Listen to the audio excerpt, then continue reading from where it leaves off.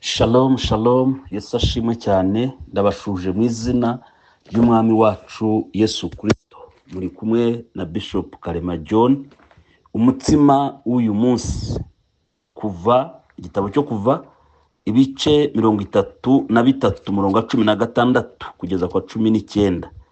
Haravuga ngo, ikizamenyesha yuko jye n'ubwoko bwawe twakugiriyeho umugisha niki, suko ujyana natwe bigatuma jye n'ubwoko bwawe dutandukanywa n'amahanga yose yo mu isi. Uwiteka abwira Mose ati, nicyo uvuze icyo ndagikora, kuko wangiriyeho umugisha nkakumenya izina. Aramubwira ati, nyereka ubwiza bwawe burabagirana. Uwiteka aramubwira ati, ubwanjye nzanyuza kugira neza kwanjye kose imbere yawe, nzivugira mu izina imbere yawe ko ndi Uwiteka, kandi nzagirira ubuntu uwo nzagirira ubuntu, kandi nzababarira uwo nzababarira. Amen. Yesu abaho umugisha. Umutsima w'uyu munsi turimo turaganira kuri ukwezi kwa kabiri. Umwuka wera yakwise ukwezi ko kubana n'Imana cyane.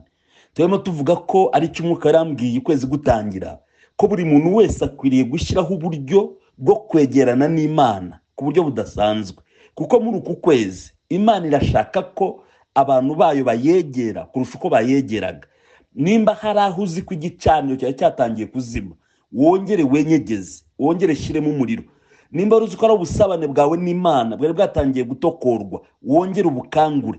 Buri kintu cyose wari uzi ko cyatangiye kugira icyo kigabanya kwegerana n'Imana kwawe, wongere uvugurura ayo mavugurura, kuko n'ukwezi ko kwegerana n'Imana ikigaragariza abantu bari hamwe nayo mu buryo budasanzwe.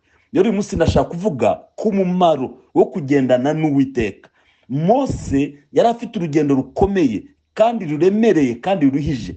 Yari afite urugendo rwo kunyuza Abisiraheli mu butayu, mu bihe bikomeye, mu bihe bigoye, ahantu hatari amazi, ahantu hatari inzira, ahantu hatari ibyo kurya, ahantu hari inzoka z'ubushabwa, hari skoropiyo, hari inyamaswa zihuma. Mose ni yaragiye kunyuza abantu b'Imana imyaka 40. Rero Mose yabonaga urugendo atari burushobore wenyine, akenera kujyana n'Uwiteka.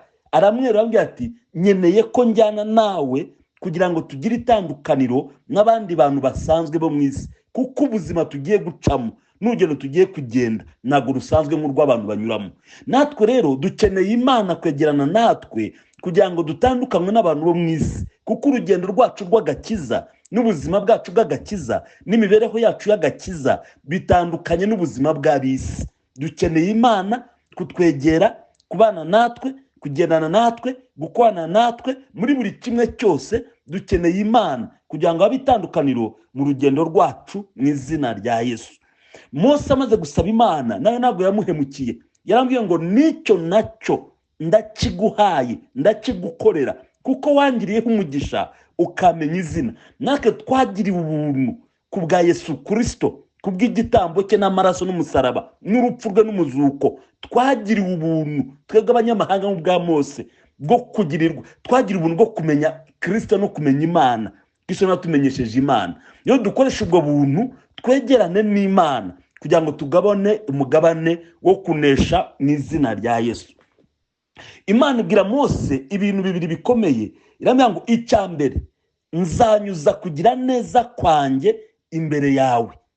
Aho uzajya hose, aho uzaca hose, nzanyuza kugira neza kwanjye imbere yawe. Icyo ni icya mbere. Icya kabiri, nzivugira izina imbere yawe. Bino bintu birakomeye, reka mba ryo mvugo bibiri. Donc ineza y'Imana yagomba kunyura imbere y'Abisirayeli bakabona mana. Ineza y'Imana yagomba kunyura imbere y'Abisirayeli bakabona igitare cyumye kibyara amazi. Ineza y'Imana yagomba kunyura imbere y'Abisirayeli bakabona inyanja itukura na Yorodani bitandukana. Ineza y'Imana yagomba kunyura imbere y'Abisirayeli bakabona amazi y'Imara asharira yica ahinduka amazima. Iyo ni ineza y'Imana. Icya kabiri, avuga ngo nzivugira izina imbere yanjye. Nzivugira izina imbere yanjye bivuze iki? Ni ikintu gikomeye. Nzivugira izina imbere yawe. Nzababarira nzababarira. No kwivugira izina imbere y'Imana, kwivugira izina imbere ye ni imbabazi. Nzagirira imbabazi, nzagirira impuhwe, nzakugirira ubuntu, nzakugirira urukundo. Haleluya. Mbese ni nk'ubuntu bw'Imana ibwira Mose ngo nzivugira izina imbere yawe. Iryo jambo riravuga iki? Nzakugirira imbabazi, nzakugirira ubuntu, nzakugirira impuhwe, nzakugirira urukundo, nzakurwanirira. Izina ryanjye rizaba riri imbere yawe, imbere y'amahanga yose izina rizaba riri imbere yawe. Reka rero mugire inama dushingiye ku ijambo ry'uyu munsi. Uku kwezi niwihata gushaka Imana, ukagira umwete wo kugendana n'Imana mu buzima bwawe, mu rugo rwawe, mu kazi kawe, mu bintu byawe, mu nshuti zawe, mu bavandimwe bawe, ukihata kugendana n'Imana, ndakubwiza ukuri ko hari icyizere cyo kunesha, kuko Imana niyo idahinduka. Niyo mpamvu Mose atigeze agira ngo mizindi ngabo njyane nazo, nagigeze ambwira ngo minwaro njyane nazo, nagigeze ayibwira ngo masitoke y'ibyo kurya tujyana mu butayu, nagigeze ambwira ati duha amataka y'amazi n'amasoko yo tunywa, yambwira ngo ndashaka wowe tujyane, kuko yarazi ko Imana ariyo idahinduka.